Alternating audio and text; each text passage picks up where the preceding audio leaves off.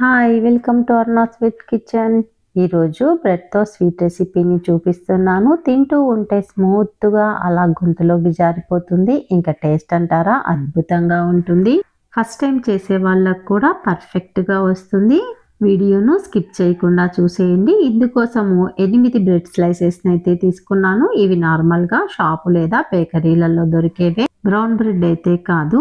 Bread స్లైసెస్లోని brown part అంతటిని cut చేసుకోవాలి. తర్వాత స్టవ్ పైన కడాయిని పెట్టి 4 స్పూన్ల వరకు నెయ్యిని వేసుకోవాలి.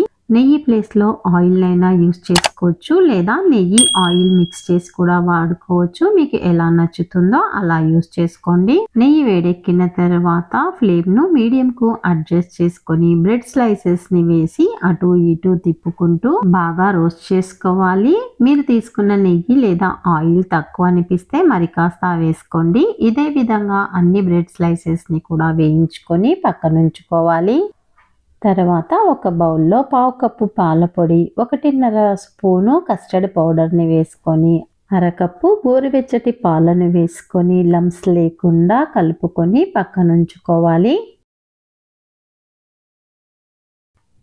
స్టవ్ పైన ఒక మందపాటి పాత్రని పెట్టి 3/4 లీటర్ వరకు మిల్క్ని తీసుకోవాలి. ఇవి ఫుల్ క్రీమ్ మిల్క్. ఒక పొంగు వచ్చిన తర్వాత ఇందులోనికి 1/2 కప్పు వరకు షుగర్ని యాడ్ చేసుకోవాలి. షుగర్ కరిగిన తర్వాత కలిపి పెట్టుకున్న కస్టర్డ్ మిల్క్ని వేసుకొని ఫ్లేమ్ను లోకు చేంజ్ చేసుకోవాలి. కలుపుతూ పాలు చిక్కబడేంత వరకు ఉడికించుకొని దించేసుకోవాలి. మధ్య మధ్యలో కలుపుతూ ఉండాలి, లేదంటే పాలు చల్లబడే కొద్దీ పైన థిక్ లేయర్ అనేది ఫామ్ అవుతుంది. స్టవ్ పైన మరొక పాత్ర నుంచి 1 కప్పు పంచదార వేసుకోవాలి. మెజర్మెంట్లో అయితే 200 గ్రాములు.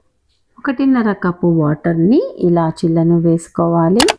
పంచదార కరిగిన తర్వాత 3 నుంచి 4 నిమిషాల పాటు హై ఫ్లేమ్ మీద ఉడికించి స్టవ్ ఆఫ్ చేసుకోవాలి. పాకం రావాల్సిన అవసరం లేదు. చేతితో టచ్ చేసినప్పుడు స్టిక్కీగా ఉండాలి. పాకం వేడిగా ఉన్నప్పుడే వేయించి పెట్టుకున్న బ్రెడ్ స్లైస్ ని పంచదార పాకంలో వేసి 1/2 నిమిషం పాటు 2 వైపులా డిప్ చేసి రెక్టాంగిల్ షేప్ లో ఉన్న మౌల్లోనికి పెట్టుకోవాలి. ఇదే విధంగా బ్రెడ్ స్లైస్లని పాకంలో డిప్ చేస్తూ మౌల్లో ఒక లేయర్ లాగా అమర్చుకోవాలి.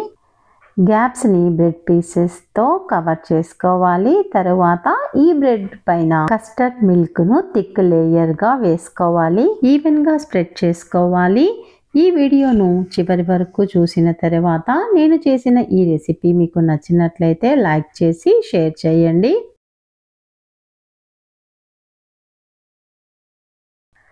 మీకు నచ్చిన డ్రై ఫ్రూట్ పీసెస్ని వేసుకోవాలి.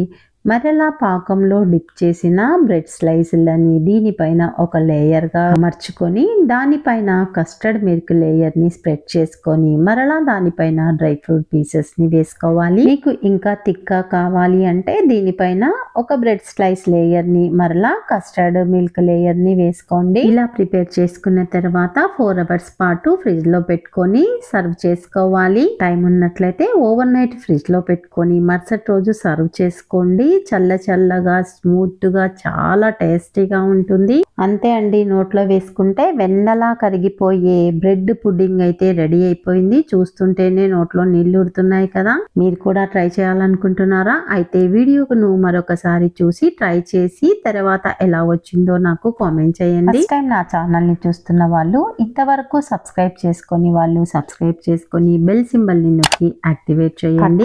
నేను పోస్ట్ చేసే ప్రతి వీడియో మీకు నోటిఫికేషన్ రూపంలో వస్తుంది.